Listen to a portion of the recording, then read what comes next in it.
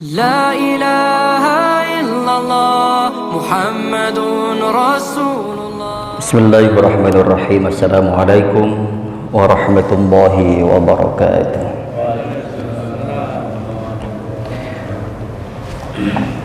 Alhamdulillah, alhamdulillahilladzi la yu'abbadu bihaqqin fil wujudi illa iyyah.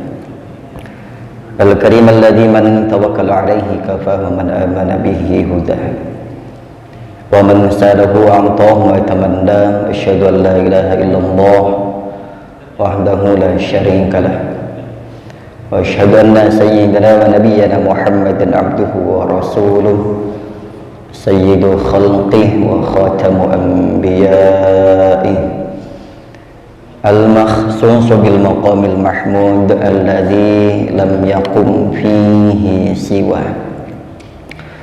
Sallallahu alaihi wa ala alihi salatan wa salaman daimain mutalazimain ila yaumin nalqah, amma ba'du.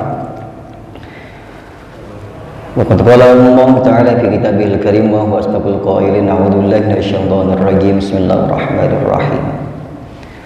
Innal ladzina qalu rabbuna Allah tsumma istaqamu tatanazzalu 'alaihimul malaikatu alla takhafu wa la tahzanu wa basyiru bil jannati allati kuntum tu'adun. Nahnu awliya'ukum fil hayatid dunya wa fil akhirah wa lakum fiha ma tashtahi anfusukum wa lakum fiha ma tad'un.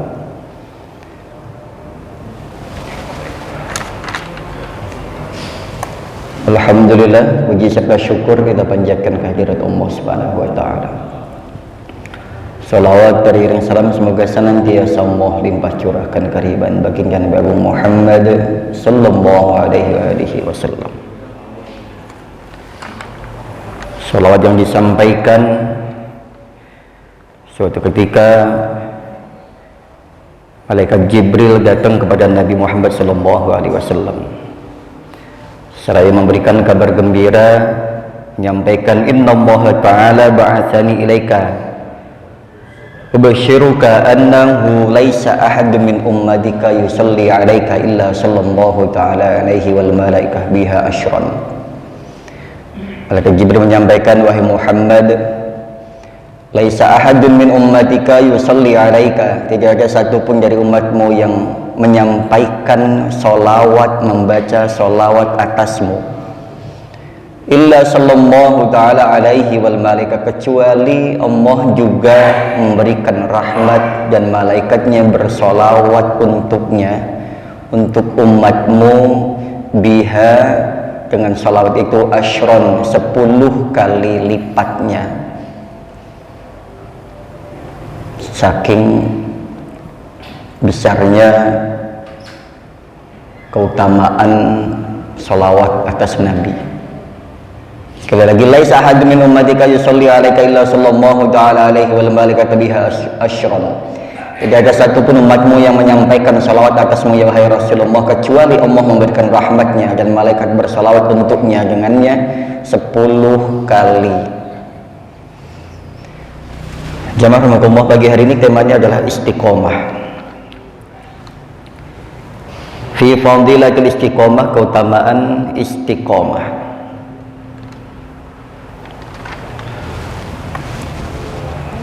Banyak orang yang beramal dengan berbagai macam muamalahnya, amaliyahnya, pekerjaannya, aktivitasnya. Ada yang amalan baik, amalan yang tidak baik, dan masih banyak lagi jamaah sekalian. Yang kita bahas adalah amalan baik dan konsistensinya, istiqomahnya. Amalan yang baik bukan berupa hanya bentuk pekerjaan, tapi bisa berbagai macam, sebagaimana yang disampaikan oleh waqala ba'du ahlil haqq, al-istiqomah ala salasati adrub. Istiqomah ini ada 3 bagian. Yang pertama adalah al-istiqomah bil lisan, konsisten kita dengan lisan kita. Yang keduanya wastiqomah bil janan, istiqomah dengan hati kita. Yang ketiga adalah wastiqomah bin nafas, istiqomah dengan diri, jiwa, raga kita. Nanti akan kita bahas lagi. Pertama, istiqomah bil lisan. Ini ada satu kasus yang kemudian melatar belakangi turunnya yang menjadi asbabun nuzul Al-Quran surah Fussilat ayat 30 yang tadi kami sampaikan di awal setelah muqaddimah. A'udzubillahi minasyaitonir rajim. Innal ladzina qalu rabbuna Allahu tsumma istaqamu tatanazzalu 'alaihimul malaikah alla takhafu wa la tahzanu. Sesungguhnya Allah Subhanahu wa taala, innal ladzina, kalau sesungguhnya orang-orang yang mengatakan rabbuna Allah, Allah itu Tuhan kami itu Allah, i'tirafan bi rububiyyatihi wa iqraran bi wahdaniyatihi, sebagai pengakuan tentang ketuhanan Allah Subhanahu wa taala, wa iqraran, dan ikrar bi wahdaniyatihi, atas keesaan Allah Subhanahu wa taala. Pengakuan ketuhanan dan juga ikrar keesaan Allah Subhanahu wa taala. Kasus awal mulanya itu ketika orang-orang musyrik mengatakan rabbunallah wal malaikatu banatullah. Orang-orang musyrik itu, Pak, padahal julukannya musyrik loh, artinya kan menyekutukan Allah. Ini hati-hati, nanti kita cross check lagi iman kita, amaliyah kita masuk kategori yang muslimin, musyrikin, munafikin, atau yang lain sebagainya. Orang musyrik itu percaya loh sama Allah.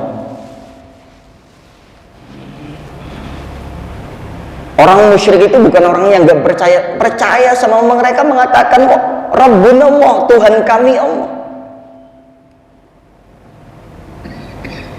Ini yang menceritakan sahabat Abu Bakar As-Siddiq berkaitan dengan ini. Orang-orang musyrik mengatakan Tuhan kami Allah. Loh, sama loh sama kita Tuhannya. Bedanya di mana? Orang musyrik itu bukan yang semata-mata menyembah berhala, patung. Yang namanya mensekutukan itu, dia masih punya hubungan yang satu dengan yang dua, berserikat. Namanya musyrik. Kalau tadi yang namanya pengakuan i'tirafan bi rububiyyatihi wa iqraran bi wahdaniyatihi, pengakuan dan ikrar tentang ketuhanan Tuhan yang esa. Nah, itu baru tauhid namanya.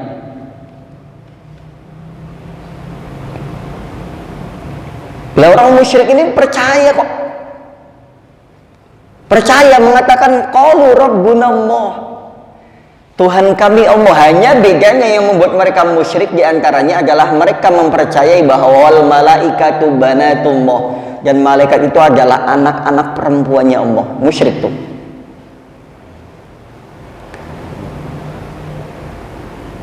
Karena ada kepercayaan lain selain percaya kepada Allah Subhanahu wa taala, dan akidah yang lain. Jadi kalau kita cuma sekedar mengatakan bahwasanya Tuhanku Allah kok, tapi nggak sholat, nah ini masuk kategori yang mana? Mengatakan Tuhannya Allah sama dengan orang musyrik juga sama mengatakan demikian. Orang musyrik itu kalau ditanya siapa yang menciptakan langit dan bumi beserta isinya, mereka akan mengatakan Allah Subhanahu wa taala. Mereka mengatakan Allah yang menciptakan. Maaf nih, kalau Bapak boleh tanya, jamaah tanya dengan orang yang bukan muslim, yang mereka bilang Tuhannya itu Allah, yaitu Allah mereka bilang, bukan patungnya. Patungnya nih Yesusnya, katakan gitu. Tuhannya siapa? Ya Allah. yang gaib itu, yang sebenarnya sama yang kita percayai, Tuhan mereka Allah. Hanya musyriknya di mana? Mereka mempercayai ada ibunya, ada anaknya, gitu.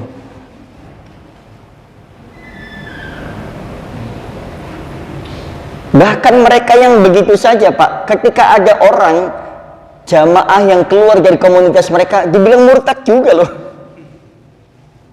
Nanti boleh cek, tanya dengan orang-orang yang keyakinannya beda dengan kita. Kalau ada orang yang keluar dari keyakinan komunitas mereka, namanya apa? Itu teman-teman bilang itu murtad juga. Kalau kita kan percaya murtad itu siapapun yang keluar dari agama Islam itu murtad. Mereka juga bilang gitu. Orang yang mu'alaf murtad itu versi mereka. Nah, orang musyrik, Pak, orang musyrik itu percaya bahwasanya Allah Subhanahu wa taala itu juga Tuhan mereka. Mereka meyakini hal itu. Mereka meyakini bahwasanya Allah itu yang menciptakan langit, bumi beserta segala isinya. Hanya mereka menyertakan Allah itu memiliki anak-anak perempuan yang bernama atau yang berjenis malaikat. Itu anak-anak perempuan mereka.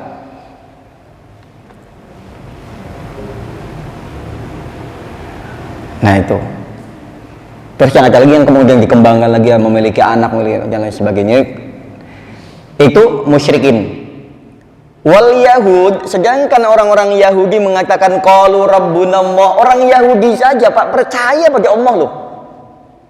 Pada dasarnya ya, nggak tahu kalau yang sekarang ya, Yahudi modern seperti sekarang ini nggak tahu percaya apa enggak, tapi Yahudi pada dasarnya yang percaya dengan Alkitab, dengan kitab-kitab mereka, kitab-kitab yang samawi, baik Yahudi, Nasrani, bahkan orang-orang musyrikin sekalipun, itu mereka akan mengatakan bahwasanya Allah itu Tuhan mereka.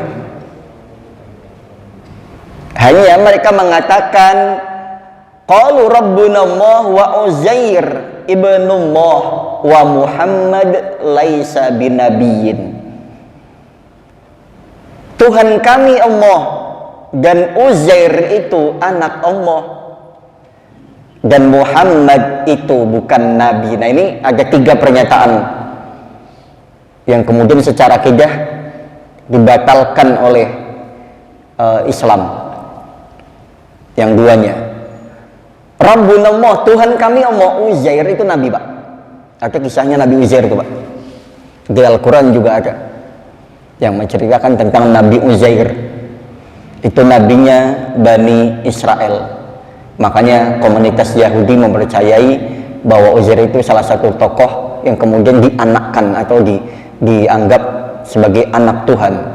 Tuh, dan Nabi Uzair namanya, tidak masuk dalam kategori 25 nabi, tapi masuk ke dalam 124.000 nabi. Tapi tidak masuk dalam Rasul di sini yang 25 nabi dan Rasul. Maksudnya nabi aja, Nabi Uzair. Hebat juga dulu zaman Bani Israel itu. Ada nabi namanya Uzair, itu dianggap sebagai anak Allah. Tapi mereka mengatakan yang lebih kejamnya lagi adalah wa Muhammad laisa binabiyyin, sedangkan Muhammad itu. Tapi mereka mengatakan bahwa mengakui ada nama Muhammad meskipun mereka tidak mengakui bahwa Muhammad ini adalah bukan nabi. Oke, sedangkan Sayyidina Abu Bakar mengatakan qala rabbuna Allahu wahdah la syarikalah wa Muhammadun abduhu wa rasuluh fastaqam. Ini yang kemudian menjadi latar belakang atau melatar belakangi asbabun nuzul turunnya tadi Quran surah Fussilat ayat 30. Abu Bakar mengatakan Tuhan kami, ketika ada 3 komunitas berkumpul dengan keyakinan berbeda-beda, Abu Bakar mengatakan Tuhan kami Allah Subhanahu wa taala satu yang esa, la syarikalah, tidak ada sekutu baginya, nggak punya anak, nggak punya ibu, tidak punya anak, tidak diperanakkan. Wa Muhammad abduhu wa rasuluh, sedangkan Muhammad adalah hambanya dan rasulnya. Fastaqama, kemudian mantap di situ istiqomah. Nah, ini dari ketiga keyakinan, faham tentang masalah ketauhidan, Allah menerima apa yang disampaikan oleh sahabat Abu Bakar. Allah Maha Esa, tidak ada sekutu baginya, Kalau ini langsung Sahabat Abu Bakar ini sekali bicara itu langsung membantah apa yang mematahkan dua keyakinan yang disampaikan dua komunitas sebelumnya. Kalau mereka mengatakan Allah itu memiliki anak-anak perempuan yang itu yaitu malaikat, Sahabat Abu Bakar mengatakan Allah wahdah, Allah itu Maha Esa, la syarikalah, tidak ada sekutu baginya. Itu mematahkan yang kaum musyrikin, juga mematahkan pendapat kedua dari kaum Yahudi, dan yang berikutnya pendapat ketiga dari Uzair ibnu anak Allah, dan kemudian Muhammad laisa binabiyin. Langsung dijawab wa Muhammadun abduhu wa rasuluh. Di sini tidak menyebutkan nabi karena dia menganggap orang-orang Yahudi ini bilang Muhammad itu bukan nabi, maka Sahabat Abu Bakar mengatakan wa Muhammadun abduhu wa rasuluh, sedangkan Muhammad adalah hambanya dan rasulnya. Level rasul, status rasul itu di atas nabi, status hamba di atas semuanya, gitu. Karena yang disebutkan hamba pertama, status rasul di atas statusnya nabi, jabatan itu kalau boleh bilang, dan hamba itu di atas semuanya. Kalau kita sudah bilang hamba Allah, artinya kita sudah totalitas menghamba kepada Allah, gitu. Oke. Fastaqomah, kemudian konsisten. Istiqomah nih. Wa manal ayat innal ladzina aqarru bi wahdaniyatillah wa nafau anhul indad was sahibah wal aulad tsumma qamu ala ta'atihi wa da'a faraidihi mukhlishina lahuddin ila hini mautihim. Makna ayatnya adalah innal ladzina aqarru, sesungguhnya orang-orang yang mengakui biwahdaniyatillah, dengan keesaan Allah Subhanahu wa taala, wa nafau anhul indad was sahibah, dan menafikan, membuang jauh-jauh prasangka atau orang yang menyamakan Allah ini memiliki sahabat, wal aulad, memiliki anak-anak. Maka setelah pengakuan itu dan menyingkirkan paham-paham yang demikian, summa aqamu ala ta'atih, kemudian aqamu ala ta'atih, mantap menetapi atas ketaatan itu, dan wa'ada faraidihi, dan melaksanakan fardu-fardunya, mukhlishina lahuddin, ikhlas karena agama Allah, ilahini mautihim, sampai maut menjemput. Terus jaminannya apa? Jaminannya oleh Allah Subhanahu wa taala dijamin tatanazzalu alaihimul malaikatu alla takhafu wa la tahzanu. Malaikat turun memberikan rasa aman, tentram, nyaman, enggak ada lagi rasa-rasa galau, enggak ada lagi risau, enggak ada lagi kekhawatiran sepanjang hidupnya. Kalau orang udah begini, orang istiqomah, nanti hidupnya nggak akan galau lagi Pak, apalagi kok frustasi, apalagi urusan duniawi. Sudah Allah jamin semuanya, nggak usah khawatir. Hidupmu dalam jaminan Allah Subhanahu wa taala, nggak ada lagi kekhawatiran. Makanya ada Pak, orang yang hidupnya itu anteng, tenang Pak, walaupun nggak punya apa-apa. Iya, walaupun nggak punya apa-apa, banyak orang itu hidupnya anteng, tenang. Kita ngeliatnya aja kadang ngiri Pak, itu orang enak banget ya. Memang kadarnya beda-beda. Ada orang yang anteng, tenang, diliputi dengan berbagai macam rezeki, materi, duniawi dan lain sebagainya. Ada yang nggak punya apa-apa juga anteng. Makanya bisa jadi turunnya malaikat ini bukan hanya di orang-orang yang, tapi orang-orang yang memiliki yang ketenangan hati, ketenangan jiwanya tenang, pikirannya tenang, mau punya duit mau nggak usah anteng, tenang.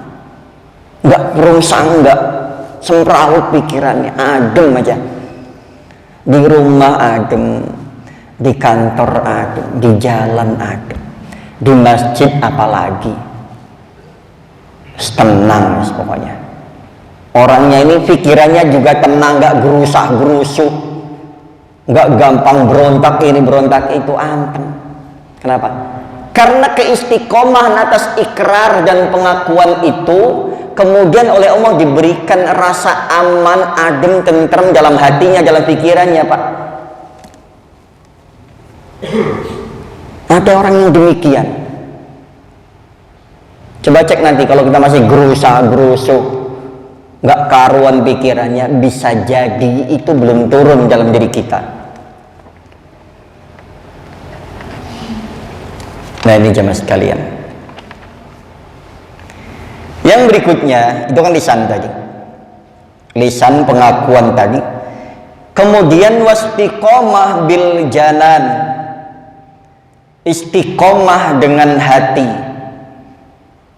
Hati kita sepenuhnya membenarkan apa yang kita ikrarkan tadi jemaah sekalian, sepenuhnya membenarkan tentang keesaan Allah, wahdaniyah Allah, qudratullah.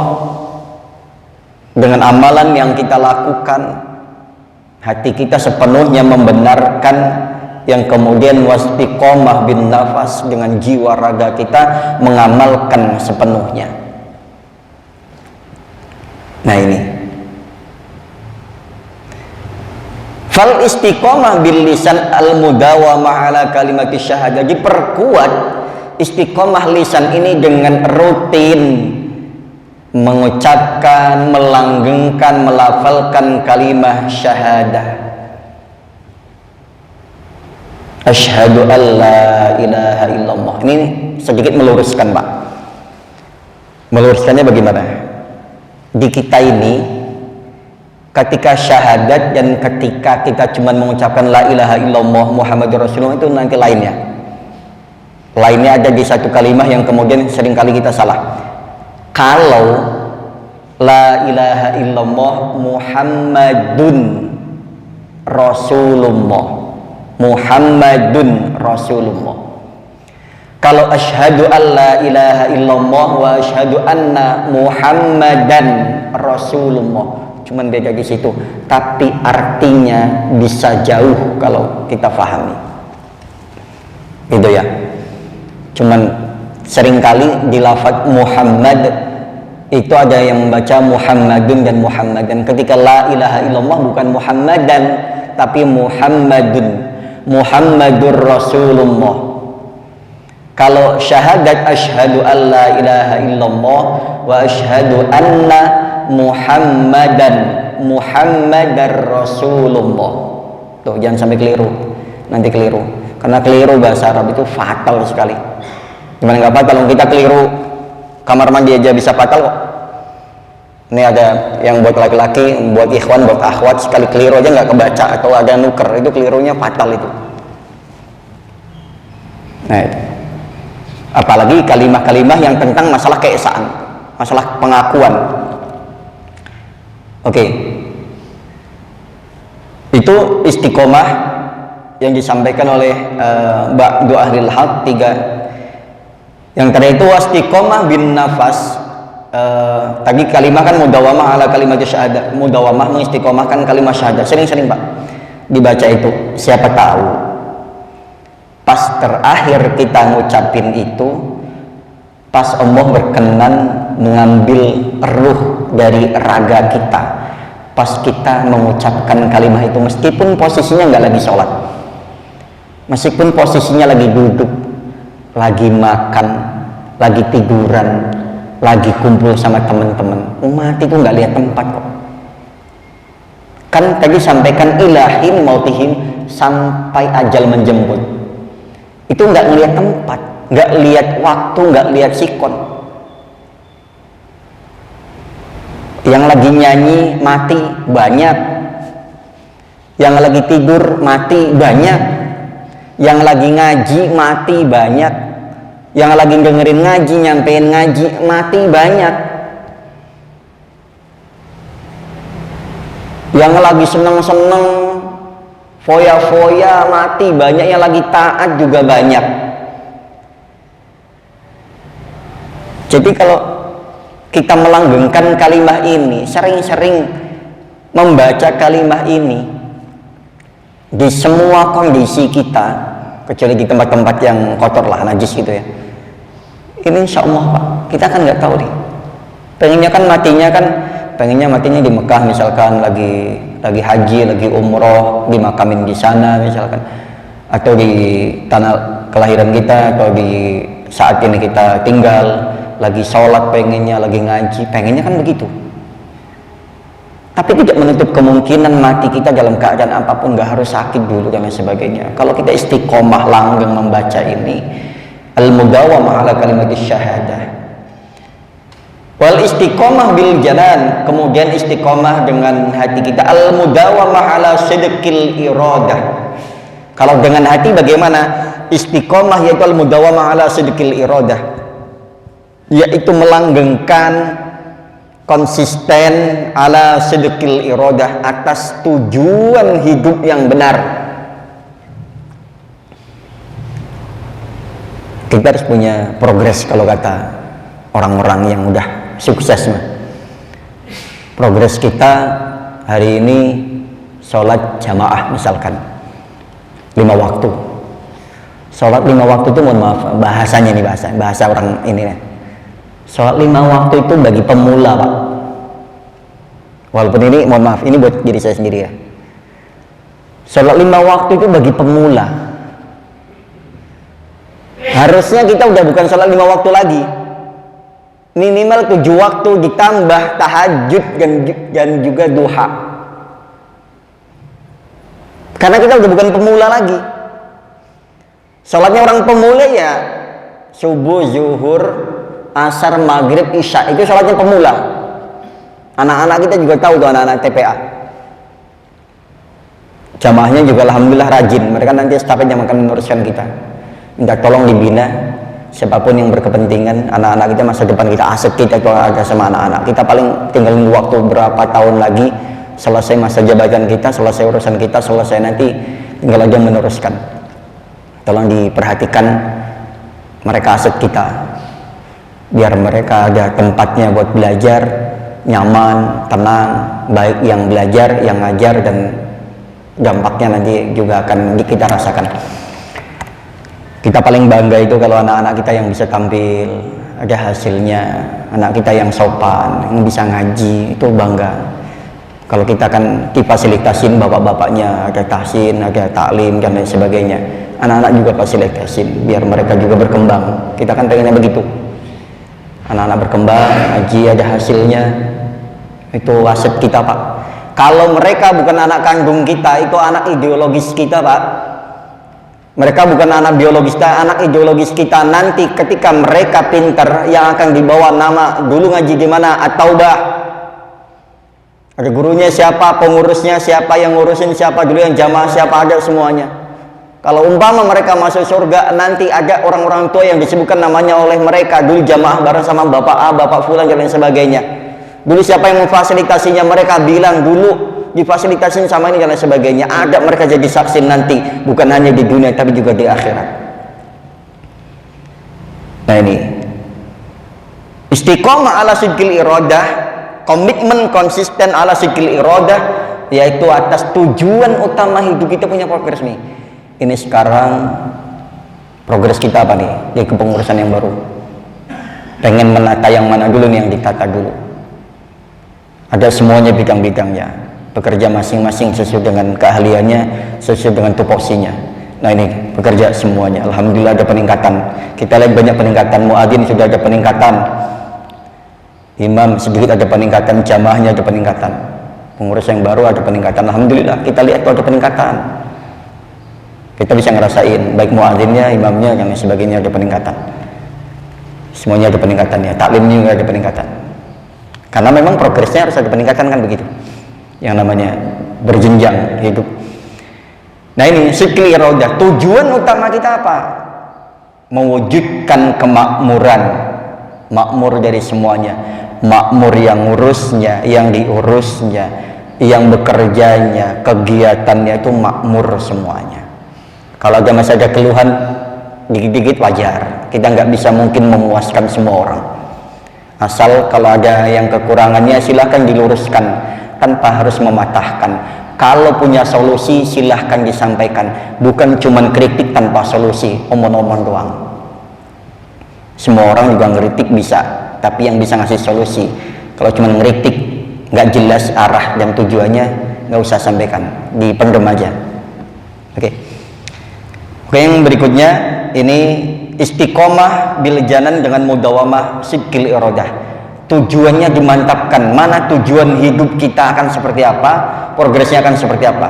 Yang terakhir wal wastiqomah bin nafas, yaitu istiqomah dengan jiwa raga kita, dengan cara bagaimana al mudawamah alal ibadah wa ta'ah, dengan cara melanggengkan istiqomah, mantepin ibadah dan taat. Yang kita sedang lakukan saat ini adalah ibadah, ngurus masjid ibadah, ngurus majelis taklim ibadah, ngurus keluarga ibadah, ngurus kantor ibadah, ngurus karyawan ibadah, ngurus semuanya ibadah. Arahkan ke berikutnya, yaitu taat. Biar karyawan kita, biar orang-orang yang dekat dengan kita, siapapun yang ada hubungan dengan kita, relasi siapapun, itu mengarah kepada ketaatan. Gitu. Waqala ba'du mal istiqamah bi arba'ati asya' at-ta'ah fi muqabalatil amri wa taqwa fi muqabalatin nahyi wa syukri fi muqabalatin ni'mah wa sabr fi muqabalatil jinnah. Wa tamamu hadhil arba'ah bi arba'atin ukhra, fa tamamu ta'ah bil ikhlas, wa tamamu taqwa bit taubah, wa tamamu syukri bi ma'rifatil azzi, wa tamamu sabri bil inqita'. Cukup enggak sih, Pak? Masih cukup enggak waktunya? Masih ya? Cukup ya? Kayak mau ada rapat ya? Pak Ketum? Pak Ketum, Pak Jidarso ada mau ada rapat ya? Ada rapat? Jam 7? Cukup lah ya? Baik. Ini kalau bahas masih panjang lagi nih, buat berikutnya aja ya. Baik, nanti kita lanjutkan ke hari berikutnya. Jamaah sekalian, pagi hari ini katanya ada rapat kepengurusan. Baik, kami sampaikan mohon maaf apabila ada salah-salah dalam penyampaian. Kami menyampaikan dari kitab, sumbernya jelas, kitabnya jelas, bisa dijadikan pedoman dalam urusan kehidupan kita, muamalah kita, muasyarah kita. Bila ada yang kurang berkenan, buang jauh-jauh. Kalau sekiranya ada ilmu sedikit atau banyaknya, kita jadikan sebagai bahan buat kita untuk beramal. Kalau sekiranya ada motivasi untuk beramal, itu jadikan sebagai ladang kita untuk menjadi orang yang bermanfaat baik dunia maupun akhirat kita.